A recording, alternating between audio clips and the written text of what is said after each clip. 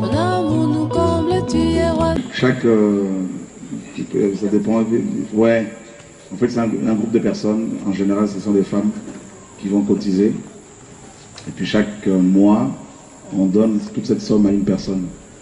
Et puis ensuite, ça tourne, quoi. En fait, c'est une espèce de tournant. Voilà. C'est que Dieu soit béni. Alléluia. Nous vous saluons, notre Jésus. Il y avait pas mal de gens qui étaient venus certainement pour me voir, mais avec la chaleur, il y a beaucoup de fatigue. Vous savez, recevoir les gens toute l'après-midi et enseigner pendant 3 heures et les recevoir après l'enseignement, c'est épuisant. Alors s'il vous plaît, ne venez pas nous voir pour des petites histoires du genre « mon fils n'arrive pas à payer son loyer à l'étranger ». Et puis également, venez voir, une fois que vous avez mis aussi votre vie en règle avec le Seigneur. Il y a un monsieur qui veut me voir pour la guérison, je lui ai dit « mais vous êtes polygame, allez régler votre vie ». Vous voyez, nous ne sommes pas des marabouts. Nous n'avons pas de gris-gris. Nous n'avons pas d'autre puissance que la parole. Vous voyez, il y a très peu de gens qui viennent nous voir pour recevoir l'enseignement sur la personne de Christ, sur Dieu. Et voilà. Et vous savez, écouter quelqu'un pendant 30 minutes, c'est quelque chose, hein. Et quand c'est toute la matinée, l'après-midi, après l'enseignement, et logiquement, après 3 heures d'enseignement, il ne faut plus tellement qu'on soit embêté encore avec des histoires. N'est-ce pas? Amen. Amen. Si vous voulez qu'on travaille correctement. C'est important avec la chaleur, c'est pas facile. Voilà. Seigneur, nous bénissons ton nom pour ta fidélité. Merci pour ton amour. Merci pour, Seigneur, mes frères et sœurs. Seigneur, garde-nous en ta présence. Nous glorifions ton nom, Seigneur, pour l'œuvre de la croix dans nos vies. Père éternel, Dieu des armées, nous voulons, Seigneur, demeurer dans ta présence et vivre ta parole, simplement. Au nom de Yeshua. Amen. Voilà, nous voulons recevoir Patricia, qui, je ne sais pas si tu l'as déjà présenté, qui vient d'arriver, qui est arrivé hier soir, et qui est là. Donc, si tu peux, voilà, merci. Gloire à Dieu. Donc, c'est la femme de André, pour ceux qui ne... Voilà. Gloire à Dieu. Nous sommes dans 1 Jean chapitre 2.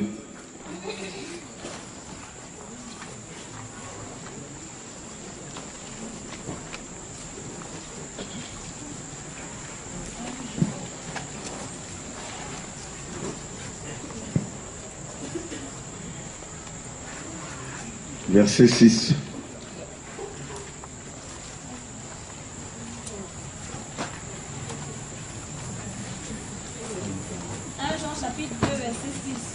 Celui qui dit demeurer en lui doit marcher comme il a marché lui-même.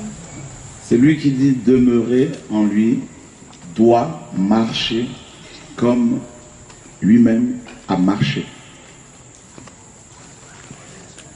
Nous allons faire une étude comparative ce soir, c'est-à-dire nous allons comparer nos vies à la parole.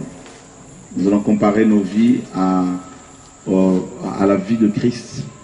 Et nous saurons si véritablement nous sommes en Christ ou pas. Il est question de la marche. La vie chrétienne est une vie, comme vous le savez, de marche. La vie tout court est aussi, n'est-ce pas, est une vie de marche. Et notre marche dure, selon la Bible, 70 ans, et pour les plus robustes, c'est 80 ans.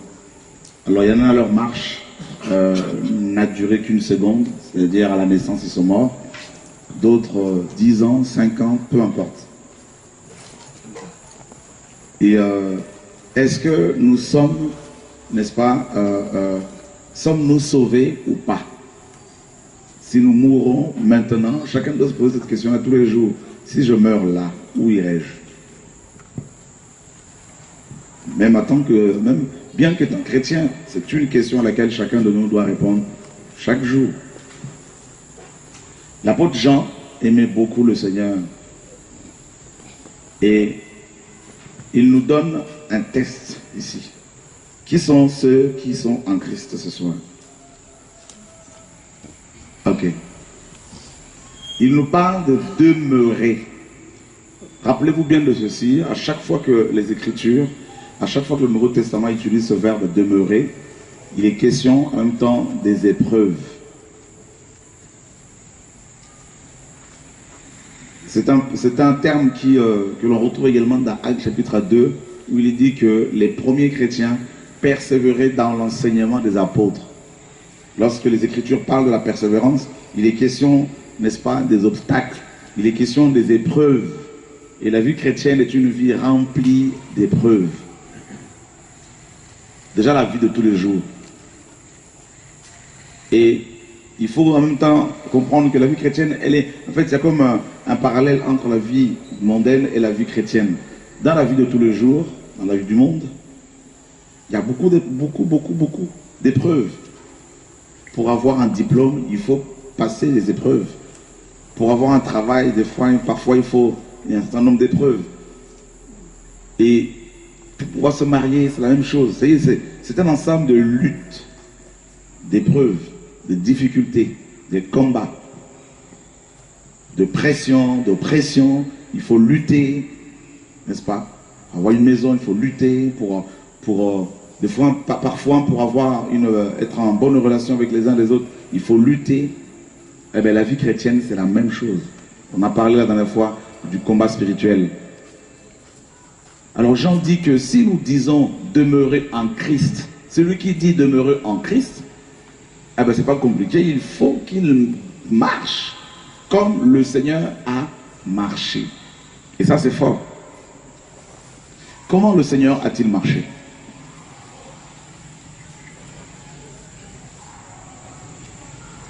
Nous allons le voir rapidement dans les évangiles. La marche du Seigneur Yehoshua.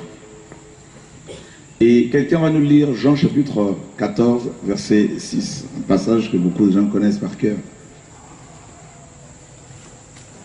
Jean chapitre 14, verset 6. Jésus lui dit, je suis le chemin, la vérité et la vie.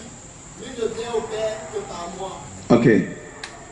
Je suis le chemin, la vérité et la vie. Le chemin, justement. C'est ce chemin-là que nous devons emprunter. Le chemin.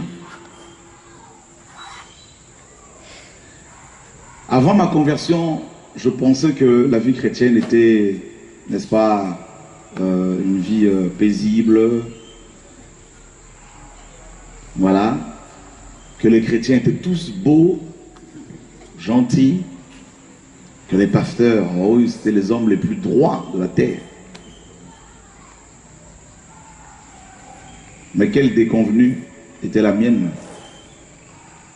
Quelle a été ma déconvenue quand je me suis converti et de m'être aperçu que j'étais, n'est-ce pas, loin de la réalité?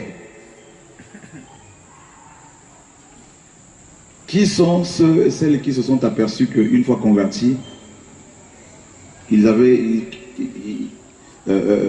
se sont heurtés à des pensées impures, à la convoitise.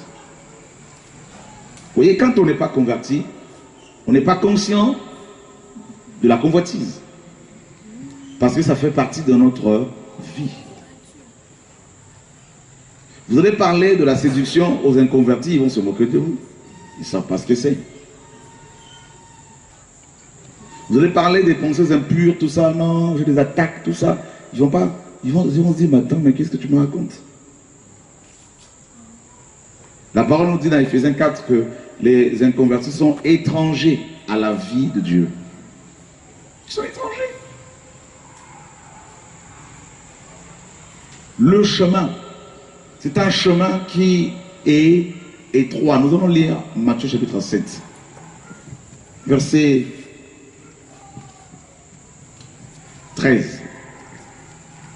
Entrez par la porte étroite, Ah, car large est la porte spacieuse, le chemin qui mène à la perdition. Il y en a beaucoup qui entrent par là. ok, on s'arrête d'abord là. Demeurer en Christ, marcher comme Christ a marché.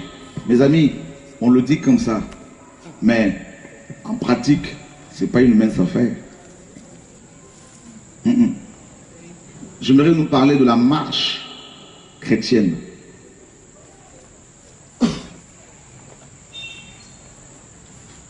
On a besoin des bases de l'évangile, la marche chrétienne, simplement. Le Seigneur dit aux apôtres, entrez par la porte étroite. Vous savez qu'à cette époque, Jérusalem avait au moins 9 portes. Je vous disais la dernière fois qu'en janvier dernier, j'étais à Tel Aviv, à Jérusalem, et j'ai été visiter la vieille ville de Jérusalem, une ville fortifiée avec plus de 9 portes. On ne pouvait accéder à cette ville que, on ne peut accéder à la vieille Jérusalem que par ses portes. Tellement que les murailles sont hautes et épaisses. Et lorsque Néhémie est revenu de l'exil avec quelques réchappés d'Israël, la première chose qu'ils ont faite, c'était quoi? Hein? Bâtir la muraille. Avant de reconstruire les murailles. Fortifier les portes. Hein? Fortifier les portes. On va prendre Néhémie chapitre 3, verset 1er. Suivez très bien l'enseignement, je crois que beaucoup vont être... voilà, on saura si nous sommes religieux ou si nous sommes disciples. Alléluia. Néhémie chapitre 3, verset 1er. Quelqu'un l'a-t-il trouvé?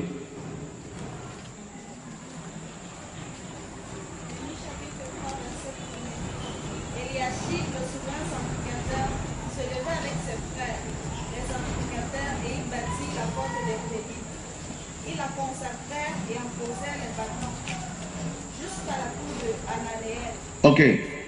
Lorsque les enfants d'Israël sont revenus de l'exil sous, n'est-ce pas, Néhémie, la première chose qu'ils ont faite avant de reconstruire les murailles, avant de reconstruire le temple, ils ont d'abord restauré la porte des brebis.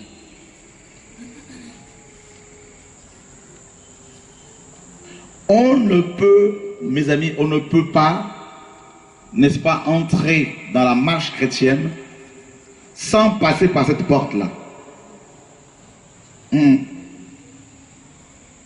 Quand je rencontre des frères, je vois des frères, des gens qui viennent me voir pour l'entretien, je me rends compte que beaucoup ne sont pas passés par la porte des brebis. Vous avez des brebis et vous avez des boucs. Dans nos églises, il y a deux types de chrétiens. Hein, il y a des chrétiens charnels, spirituels et, comment dire, l'homme animal, les hommes animaux, c'est-à-dire les inconvertis, mais il y a deux types de chrétiens. Vous avez des boucs, c'est-à-dire livrés, et vous avez des brebis, le blé, selon la parabole de Matthieu 13. Beaucoup ont choisi la porte large, c'est la porte, voilà, et le chemin spacieux, la facilité. C'est-à-dire, viens Jésus, tu auras le mariage. Viens Jésus, tu auras le visa. Viens Jésus, tu auras une belle maison. Viens Jésus, tu auras la guérison. Les 10 lépreux étaient venus vers Jésus pour la guérison.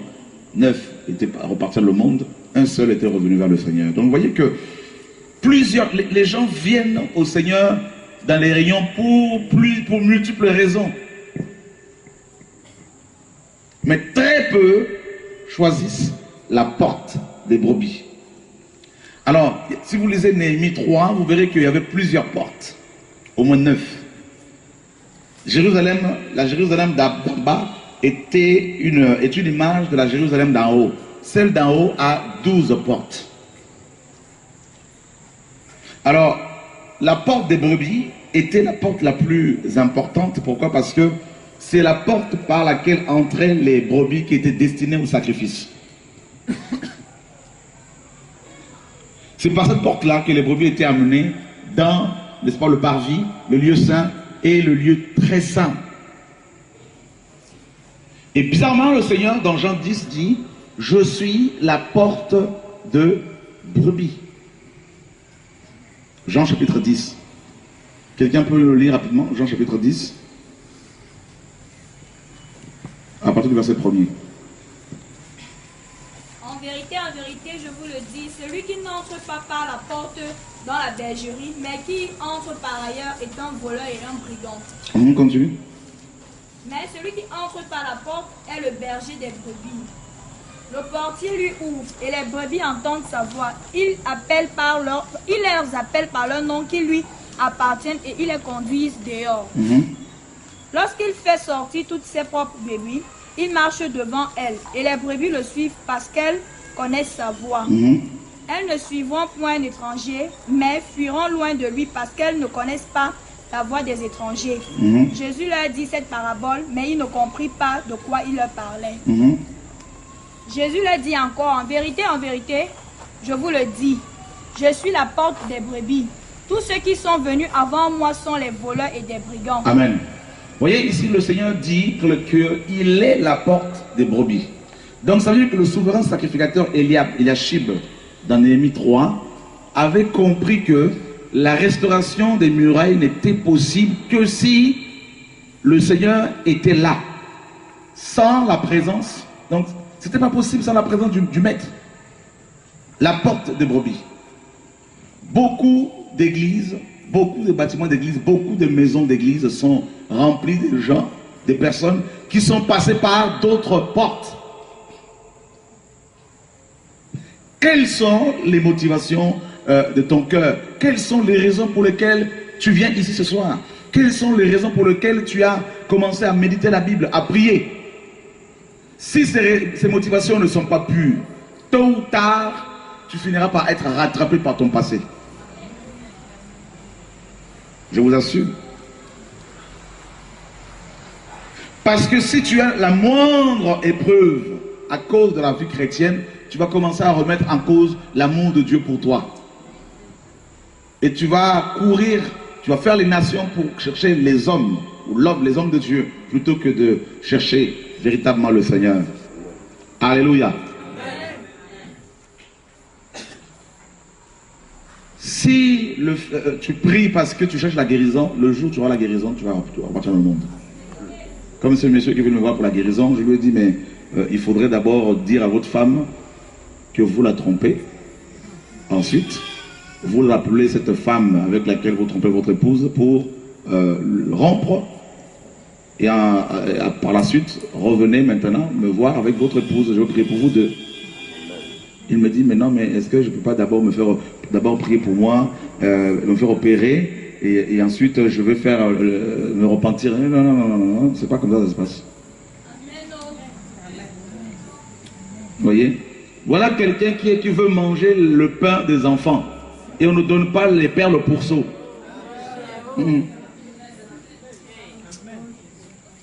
Alléluia. Dis à ton voisin, ça va chauffer.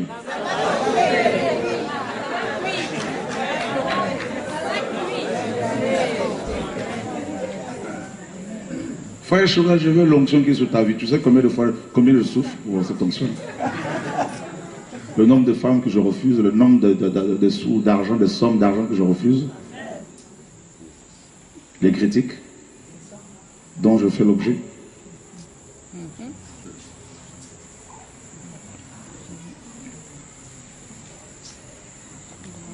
Ah, Seigneur, quand il prêche, Jésus descend. Ah oui, mais...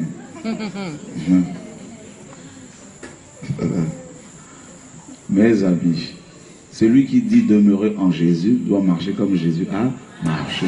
Celui qui se dit Camerounais doit parler comme les Camerounais. C'est clair. Mais vous allez voir qu'il y a des gens qui sont venus au Cameroun, non par la frontière normale, mais ils sont rentrés bizarrement. Des fraudeurs, mais ils sont là, ils se passent pour des Camerounais. C'est la même chose que dans la vie chrétienne. Nous avons beaucoup de brigands.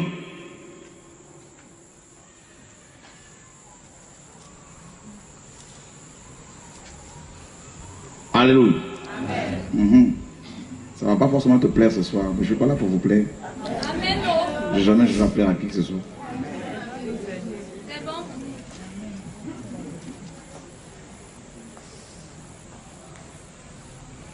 Frère, tu ne peux pas me prier un peu pour que je sois d'abord guéri, ensuite on verra. Non, tu règles l'affaire. Il faut pas me dire que j'ai réglé, je l'ai appelé, j'ai réglé, c'est bon, c'est pour recevoir la prière. Non, non, tu règles et tu viens avec ta femme. Comme ça, elle saura que tu la trompes.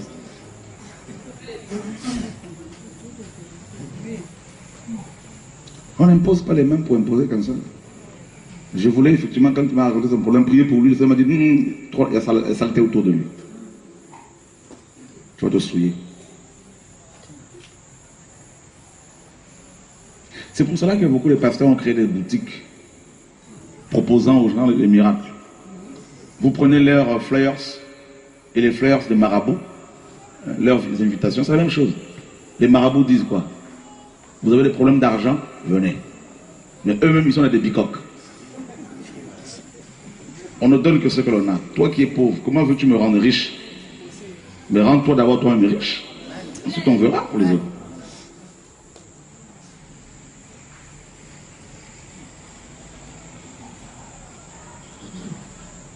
La porte des brebis, elle est étroite.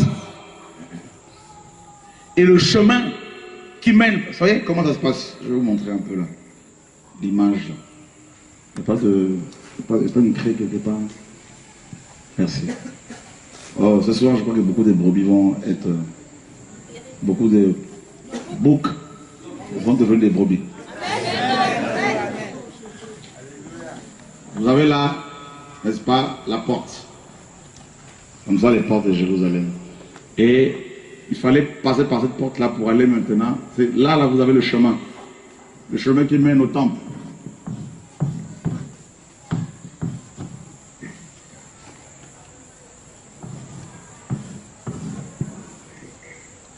La porte là, elle est étroite.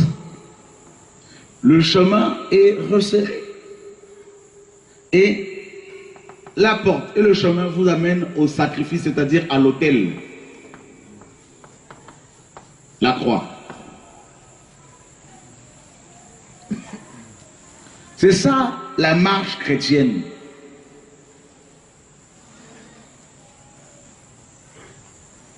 Et le Seigneur dit que très peu de gens passent par la porte et empruntent ce chemin. Il a dit, je suis le chemin. La porte, c'est Jésus. Le chemin, c'est Jésus. Et c'est un chemin de pleurs, de souffrance. Et on ne peut pas enlever ce mot dans la Bible. Alléluia.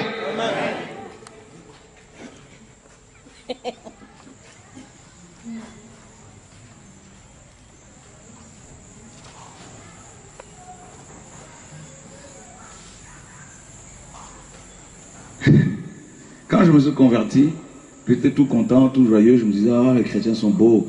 J'ai retrouvé une bonne famille.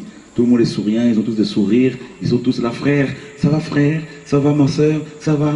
Oh là là, et les pasteurs, c'est des papas, maman, tout ça. Oh, que c'est beau. Et quand j'ai commencé à me faire dépouiller, je me suis dit, mon papa biologique ne pourrait pas me faire ça. Donc, ils sont quand même bizarres, ce genre. Tu le vois adorer, alléluia, alléluia. Et tu vois le frère à côté qui le regarde sa femme méchamment. Et attends, chérie, à la maison, tu vas voir. Rempli d'hypocrites.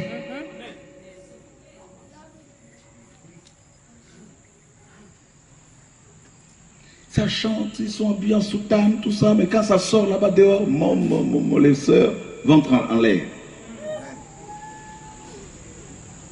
Je dis, mais c'est une choriste, non? Elle chante dans la chorale.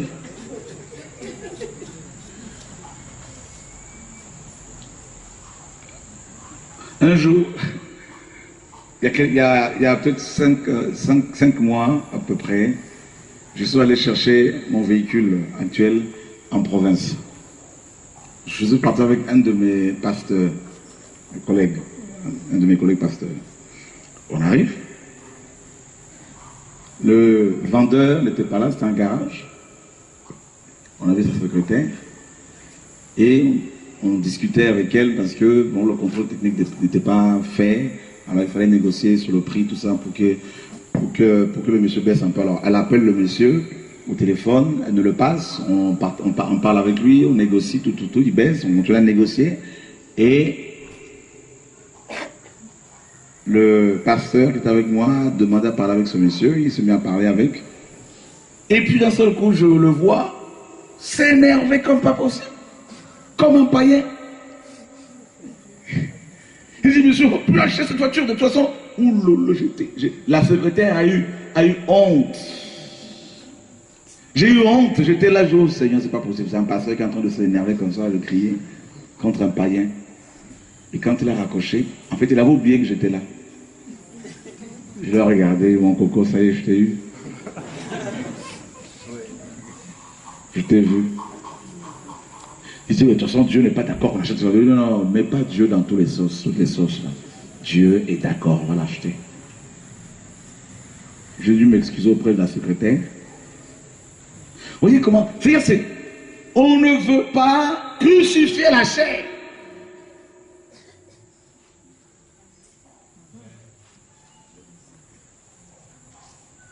Une fois tu entends les chrétiens parler entre eux là, tu dis mais c'est pas possible Seigneur, mais il y a un problème. Hein. Comment parlez-vous à vos enfants, vous qui avez des enfants? Avec amour, à la grâce. Nos lèvres sont impures. Des gros mots. Nous. Oh, ce soir, c'est pas une autre guérison qu'on va avoir, c'est la guérison de l'âme.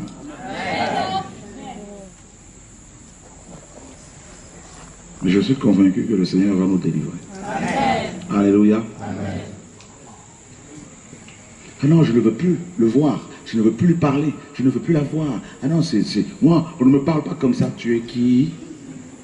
Dis à ton voisin, qui es-tu? Pose la question, qui es-tu? Ben, tu le réponds de la poussière. Repose la question, et d'où viens-tu? Réponds-lui de la poussière. Encore une autre question, où vas-tu? Dans la poussière.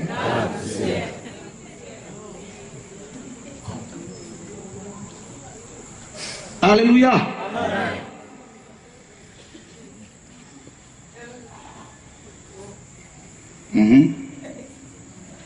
Tu vas bien? L'opération se fait? Gloire à Dieu. Tu vas faire des courses au marché. Comment parles-tu aux vendeurs? Thank you, Jesus. Comment traites-tu les autres?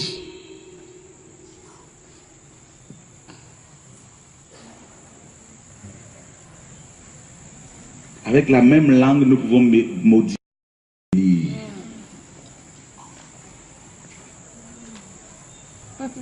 Frère Choura, prie pour moi, je veux vraiment le ministère, je veux l'onction. Frère Choura, je veux. Mais Dieu sait que tu n'es pas rentré par la porte. C'est-à-dire, tu sais, tu vois que là, il y a l'église du Seigneur. Il y a une porte tellement large. Le chemin, alors là, on n'en parle même pas. T'as pas. C'est-à-dire, vous savez, quand on passe par la porte étroite, on laisse ses valises. On a plusieurs valises, hein. L'orgueil, c'est là. La fierté charnelle, c'est là. Le nom qu'on porte parce que le père était... c'est là, n'est-ce pas? Parce qu'on est un peu plus clair que les autres. Alors, n'en parlons pas. C'est-à-dire, on a tellement des bagages. Alors, quand on veut passer par des portes là, on est bloqué, coincé. On se dit, je ne peux pas abandonner ces valises. La haine, la rancœur, tout ça. On dit non, non, non, non, non, non, non, non, non, non, non, non, non, non, non, non. Alors je me détourne. Et quand on va passer par quelle porte? La porte devant laquelle il y a Lucifer, qui t'accueille à bras ouverts. Et là, ah ben, tu peux avoir autant de bagages que tu veux.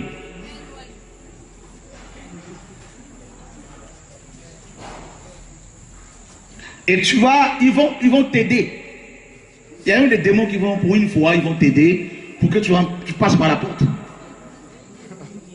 Je vous dis. Donc on rentre par la porte, on est toujours hypocrite. On rentre par la porte, on est toujours, n'est-ce pas, on a toujours la haine, le mensonge. On dit, oh, Dieu va comprendre parce que c'est la grâce. Et puis quand on passe par la porte, alors là, le chemin, oh, sur le chemin, vous rencontrez les prostituées qui sont là et qui vous accostent. Vous rencontrez les sorciers, vous rencontrez les gars de la prospérité, tout ça. Surtout, il ne faut pas parler de la persécution ici parce que ça n'existait pas.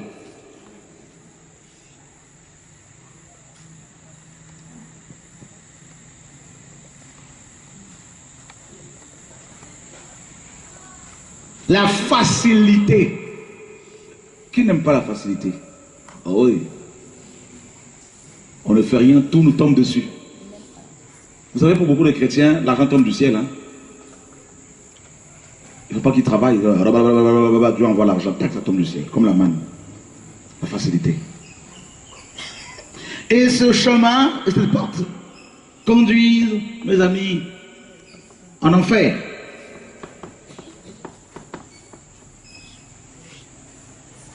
J'ai vu une jeune femme en enfer qui me suppliait, sors-moi d'ici. Quand j'étais sur terre, je ne voulais pas prier, j'étais une prêtresse sataniste. J'ai vu des vers de terre avec des têtes humaines. Horrible.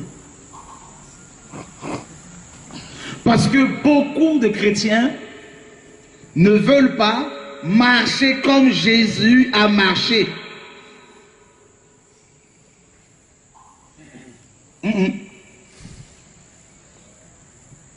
Comment est-ce qu'il a marché? D'abord, depuis l'éternité, il était sur son trône.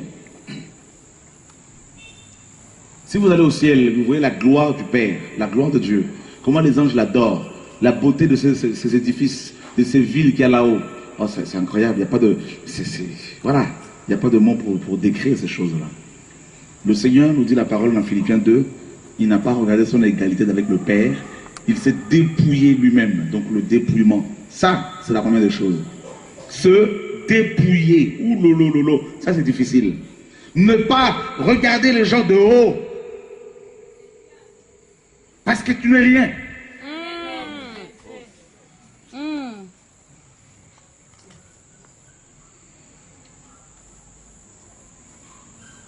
Quand on meurt, les gens parlent de nous comme des choses. Hein.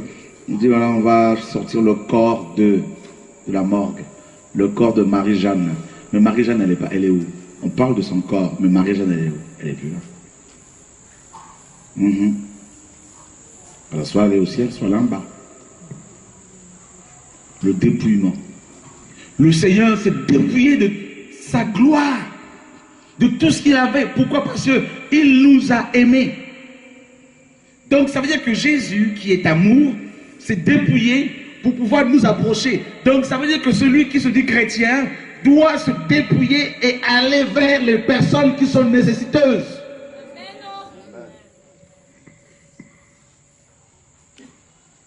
Est-ce que nous pouvons aller dans les bas quartiers, aller voir les pauvres, leur parler de Dieu? On aura fait quoi de notre vie, honnêtement? Quand on sera devant le Seigneur, on va dire quoi au Seigneur? Oui, mon mari est un grand pasteur, tout ça, on était dans 4x4, Mercedes, tout ça, mais le Seigneur va te dire, mais est-ce que tu allais voir les orphelins pour leur partager mon amour? Ou est-ce que tu étais là sur ton trône, dans ton bureau climatisé, pour demander la dîme, demander l'argent des gens? Oh, le feu va consumer beaucoup de pasteurs, beaucoup de femmes de pasteurs, beaucoup de chrétiens, beaucoup de chantres. Parce qu'ils n'ont pas le temps d'aller dans les villages là-bas, aller distribuer des Bibles gratuitement aux gens. Quand est-ce que ton église a fait une offrande pour aller donner ça aux orphelins quelque part?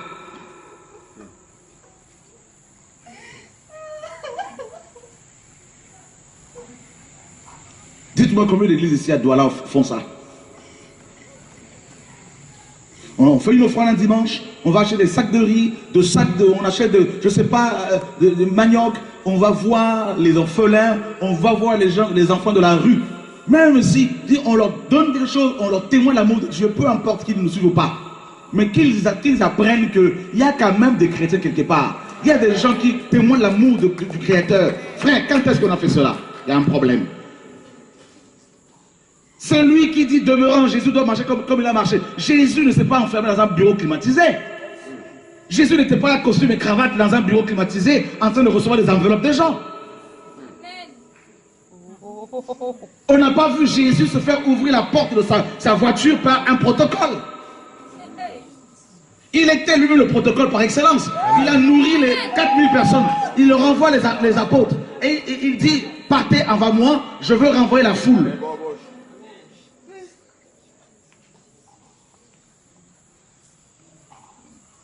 La marche chrétienne.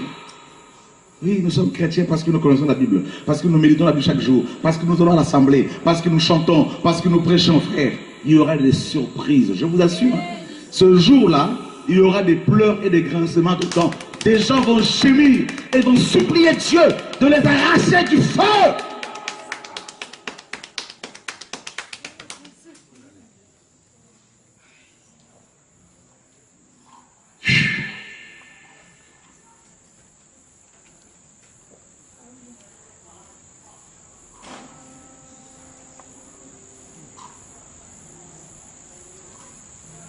On est là, on se fait la guerre entre chrétiens. Non, qui va récupérer quelles âmes, les âmes, qui va faire quoi, frère? Moi, je ne vais pas au Cameroun pour essayer de collaborer avec qui. Je viens pour vous dire, frère, Jésus revient. Amen. La marche chrétienne. Le reste, ce n'est pas mon problème. Partout, le Seigneur m'envoie. J'ai vu l'enfer. Vous savez, une fois que vous avez vu l'enfer, le ciel, vous n'allez plus Non, c'est fini. Quand même je rencontre des hommes très riches, les gars, les politiciens, la dernière fois je disais à un colonel de Brazzaville, il faut te mettre en règle, tu as épousé une femme qui n'est pas la tienne, tu dois repartir avec ta première femme. Fini, la collaboration s'arrête là.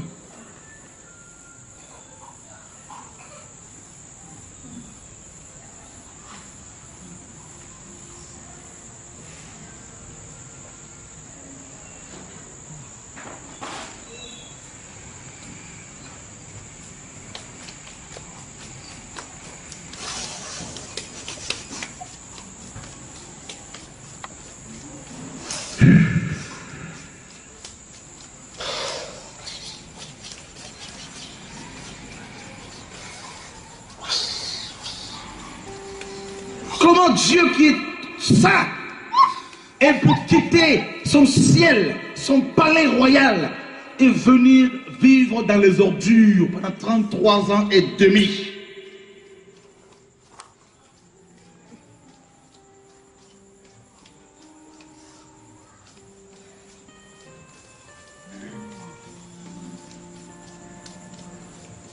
Quand est-ce que tu as acheté ne serait-ce qu'une Bible avec l'argent que tu as eu ce jour-là pour acheter pour pouvoir aller donner ça à quelqu'un dans la rue qui ne connaît pas Jésus? Pour dire voilà, la bonne nouvelle.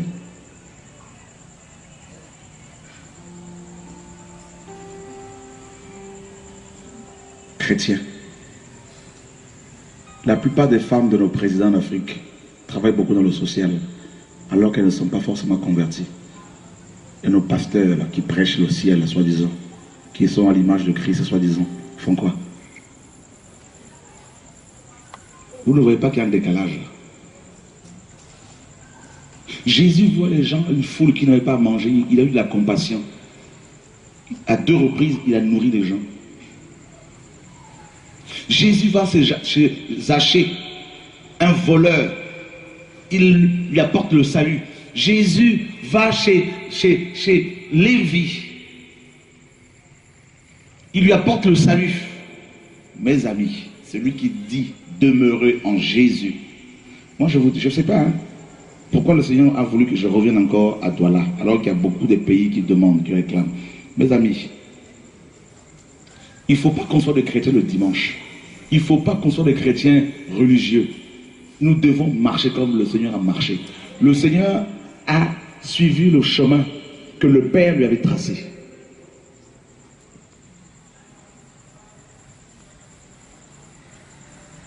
Nous dépouillement des œuvres, la chair. Quand est-ce que tu vas pardonner à cette personne? Quand est-ce que tu vas t'asseoir avec cette personne et dire maintenant on règle nos affaires? Quand est-ce que tu vas décider? Parce que si tu meurs d'une crise cardiaque, là, tu vas aller où? Quand est-ce que tu vas dire maintenant j'ai trop entendu la parole, maintenant je veux changer? Je veux changer parce que c'est trop, je n'en peux plus et je ne veux pas mourir et aller en bas. Quand?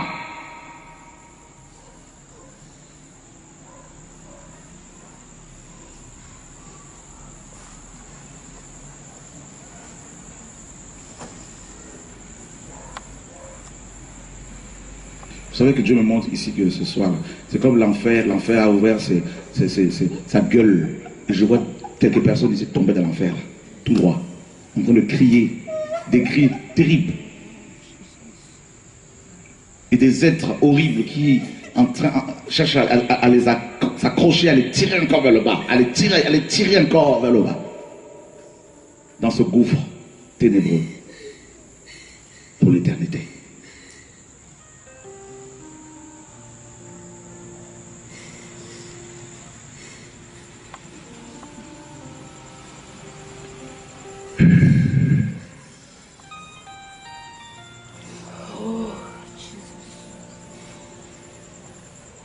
Au lieu d'accuser ton mari, tu dois commencer à remettre en cause ta propre vie.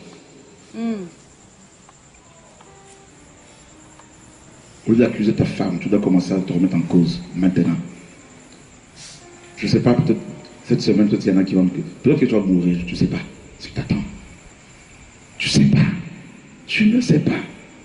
Souviens-toi des personnes qui étaient proches de toi qui sont décédées. Tu as vu comment tu as été surpris par leur décès?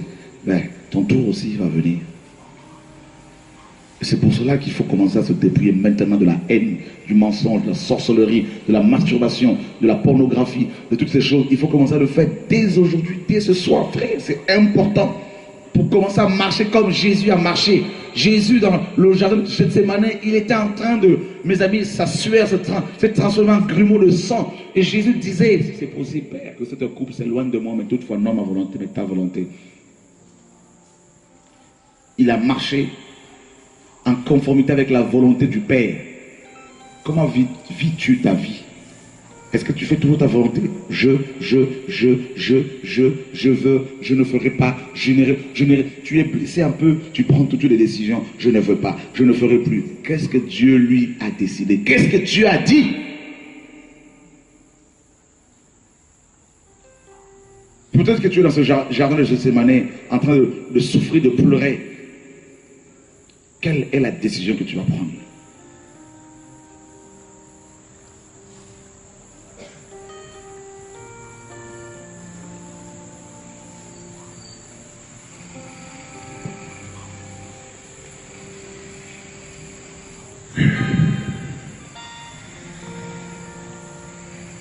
Il y en a en enfer et ils diront pendant toute l'éternité, Seigneur, si je suis ici, c'est à cause de mon mari. Seigneur, pardonne-moi, Seigneur, aide-moi, ce sera trop tard. D'autres diront, je suis ici, Seigneur, c'est à cause de ma femme, c'est à cause de mes enfants, à cause de mes parents, Seigneur, à cause de ma petite copine. Seigneur, aide-moi, Seigneur, trop tard, pendant l'éternité. Le pire, c'est qu'en enfer, on va se souvenir de tout ce jour, toutes ces occasions que Dieu nous a données où on a entendu quand même la parole, la vérité. Mais ça sera trop tard.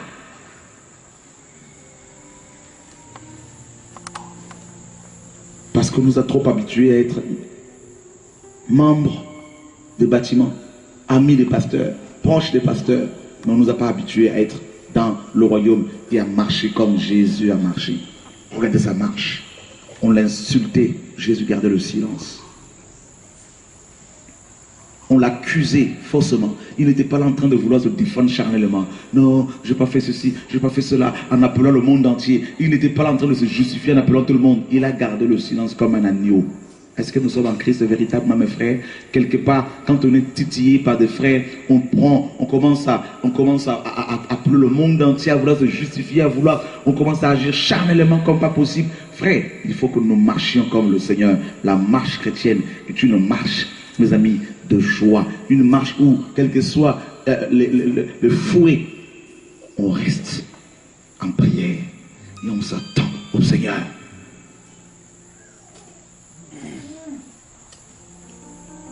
Il était en train d'agoniser, de perdre tout son sang.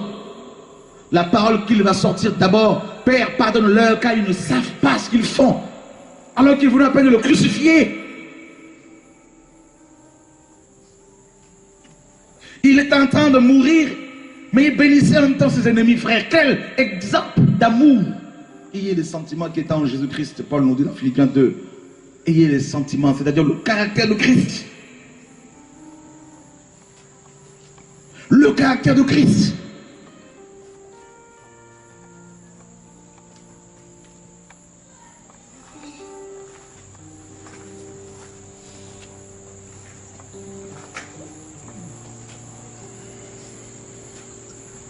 Quand on est blessé tout de suite, Seigneur, j'abandonne le ministère. Seigneur, je ne veux plus faire le ministère. Et on blesse encore le Seigneur.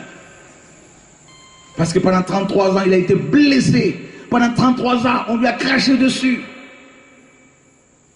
On lui a fait porter une couronne d'épines. Les épines sont enfoncées dans son crâne. Le sang coulait, on lui crache dessus. Le sang et le crachat sont mélangés. Il a gardé le silence. On lui a donné des coups de poing dans le visage. Ésaïe 52 nous dit qu'il était défiguré. Et on détournait de lui le regard. L'agneau de Dieu. Oh Seigneur. Sommes-nous chrétiens? Ou sommes-nous les profiteurs de la grâce de Dieu?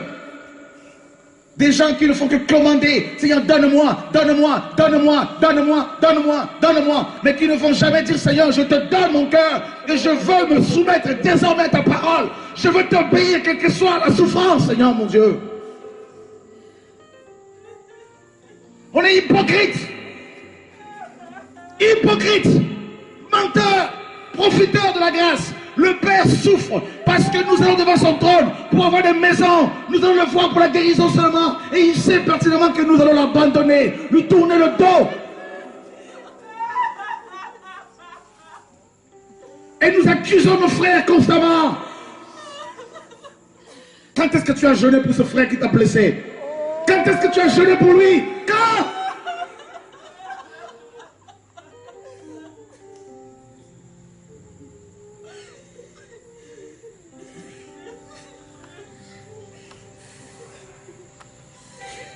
Quand est-ce que tu as jeûné pour ce pasteur? Quand est-ce que tu as réclamé son âme au Créateur?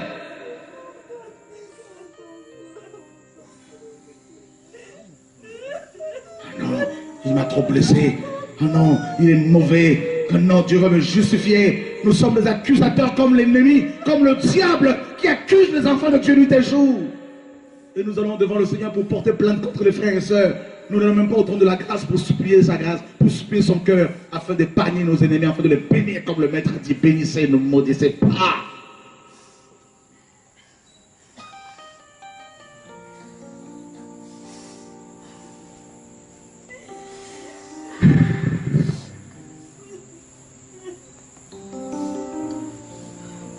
La vengeance nous anime trop.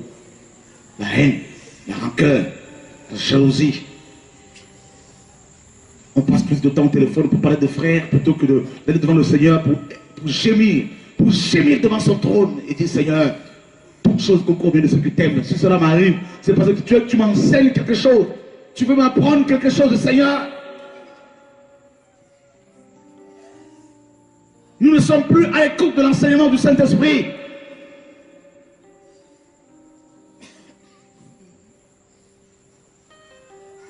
Nous blessons le cœur du Père tous les jours.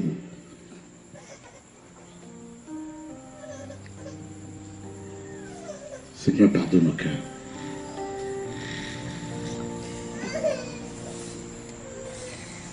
Étienne était lapidé. Voilà quelqu'un qui a demeuré avec Jésus, qui a marché comme Jésus. On le lapide. Vous savez ce que c'est être lapidé avec des pierres, frère? Lapidé. Tu meurs. C'est la mort, elle est atroce. Étienne se met à genoux. Non pour accuser. Il dit, Seigneur, pardonne-leur. Voilà un chrétien, un exemple de chrétien.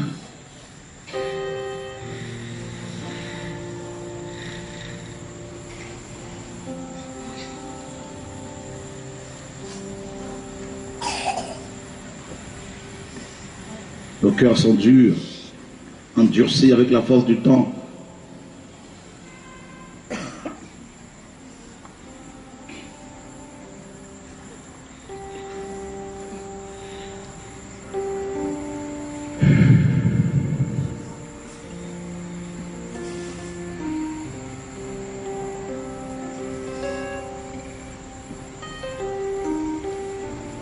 Entrez par la porte étroite.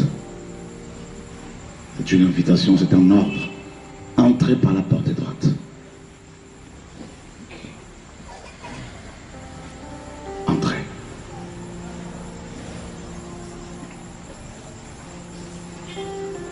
Pour aller jusqu'à la croix. C'est un chemin de trahison que nous avons emprunté. Un chemin de mépris. Un chemin de pleurs, de larmes. Un chemin de blessures. Dieu dit dans Deutéronome 17, je suis celui qui blesse et qui guérit. Un chemin où des paroles peuvent te blesser, mais tu dois être à jour devant le Maître, devant le Père, en train d'adorer. Parce que quand on est blessé à cause de Jésus, on doit se réjouir plutôt que d'accuser parce que Dieu est en train de le former. On demande au Seigneur, Seigneur, je veux voir ta gloire. Quand il commence à nous changer, à nous façonner, nous commençons à gémir, à maudire les autres.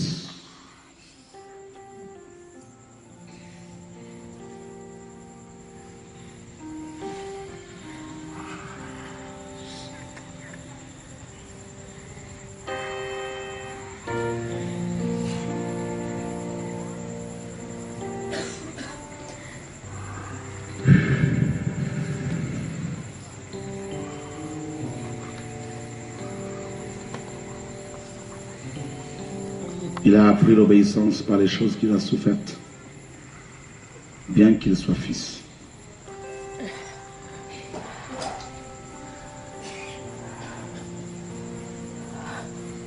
La puissance de Dieu, la puissance véritable du Seigneur se manifeste dans la souffrance, dans la faiblesse. Paul dit, quand je suis faible, c'est alors que je suis fort. C'est ça la vie chrétienne, la croix. Voilà pourquoi je me plais dans les outrages. Et toi, quand on commence à peine à te critiquer, tu commences à murmurer. Comment veux-tu manifester la puissance de Dieu? La puissance de l'amour qui change les vies? Comment? On a mal compris les choses. Le Seigneur se sert souvent des personnes les plus proches de nous pour nous blesser, pour nous tailler, pour nous façonner. Et tant que nous serons dans les murmures, dans les critiques, dans les pleurs, dans les gémissements charnels, on va tourner en rond, on va tourner en rond, on va tourner en rond, on va retarder l'œuvre de Dieu dans nos vies.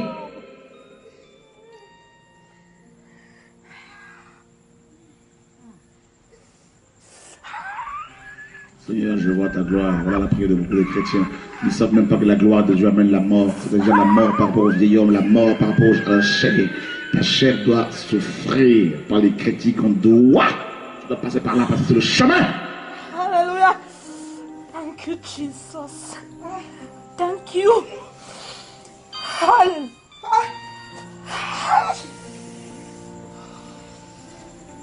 Sa propre mère l'a pris pour un fou. Ses propres frères l'ont pris pour un fou. Ils ont dit, ça y est, Jésus devient fou. Les personnes les plus proches, Jésus a subi le rejet de la part de sa propre mère. Jésus qui est homme. Ses frères. La trahison. Les gens qu'il a guéris ont dit, crucifie-le. Voilà le chemin. Merci, Seigneur. Du salut. Voilà le chemin de l'espérance. Le chemin de la victoire.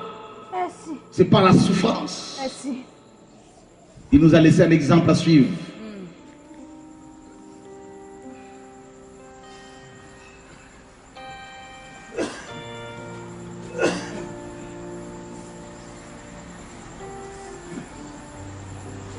Quelqu'un te délaisse un peu, tu commences à paniquer. Alléluia. Oh, il n'est pas reconnaissant. Elle n'est pas reconnaissante avec tout le bien que je lui ai fait. Voilà ce qu'il me rend. Tout ça. Tu es qui? Et Jésus dirait quoi? Nous l'avons crucifié. Nous l'avons craché dessus.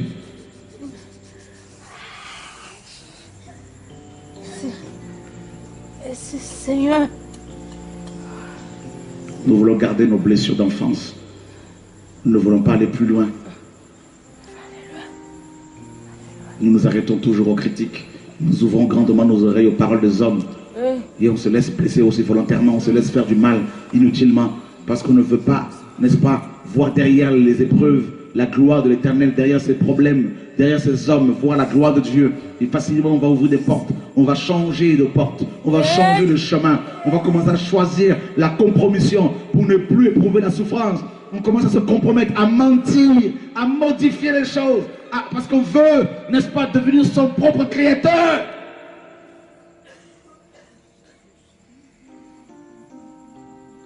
Oh Dieu. Oh, oh, oh, oh.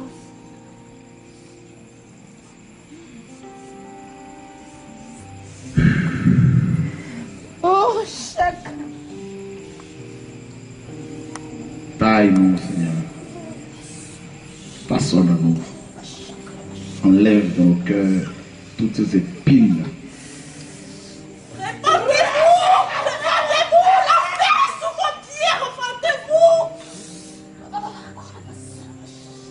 Tout le monde ce soir est concerné.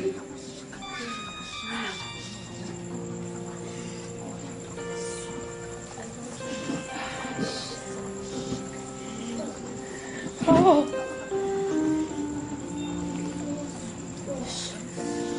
Cet homme qui t'a blessé, que tu es encore. Cet homme qui t'a blessé, toi femme qui est là ce soir. Oui, il s'occupe de moi, il ne s'est pas occupé de moi, de mes enfants. Il n'a pas été honnête. Voilà tes paroles, lui, tes jours depuis 5 ans, depuis 5 ans. Tes paroles qui te tuent, tes paroles qui te condamnent toi-même. Femme!